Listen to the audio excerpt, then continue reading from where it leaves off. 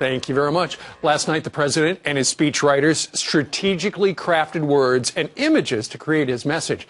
We all heard the words, but what was the president really saying about his own presidential leadership and our own American future? Join us right now. He had a pen and paper last night. I did. The president's got a pen and a phone. Well, what'd you think about it? The president decided last night, and he told the American people that Congress, compromise, and the Constitution do not matter in the Obama world of 2014. Let's look at 3 clips talking about the Great Recession and what he said and what he really meant. Even before the Great Recession hit, massive shifts in technology and global competition had eliminated a lot of good middle-class jobs. Okay, so is he trying to explain why the jobs aren't there? He's saying this is too big for me. I can't handle this. This was even bad for Bush.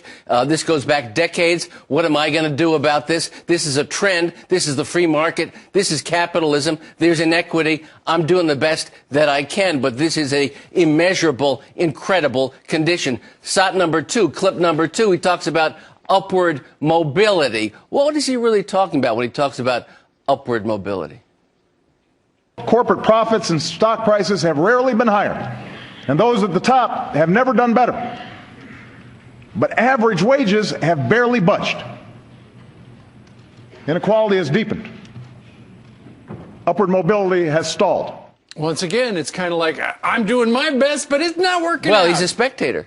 This is a situation by which a capitalistic system, a free market system, allows the rich to get richer, allows the 1% to accrete even more income, and everybody else is left holding the bag. And so he's speaking as if he hasn't been the president now going into the 6th year. Sure. And saying, well, this has happened, that's happened, and there's terrible inequality. Now, the truth is Americans were looking for some solutions Sure. to inequality, because that's always a problem. That's a problem throughout history. People want things to be as equal as they possibly can. But what they got in terms of what he was talking about was around the edges. And then finally, let's look at clip number 3, where he talks about, ominously, I think, executive action. But America does not stand still, and neither will I. So wherever and whenever I can take steps without legislation to expand opportunity for more American families, that's what I'm going to do.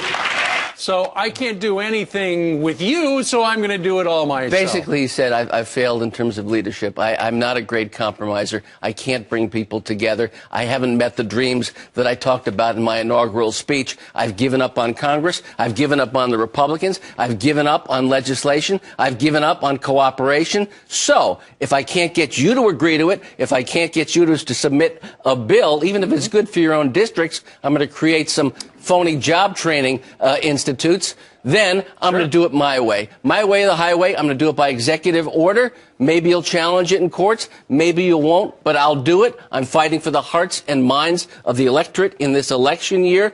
They think that I'm standing up for them, even though the minimum wage thing I announced only affects 200,000 or 300,000 people out of a nation of 300 million. So the message is very important. Yeah. What the substance seems to be less. The message seems to be, I've given up on the Congress, I've given up on the Constitution, and I've given up on compromise. Let the fight begin, he says.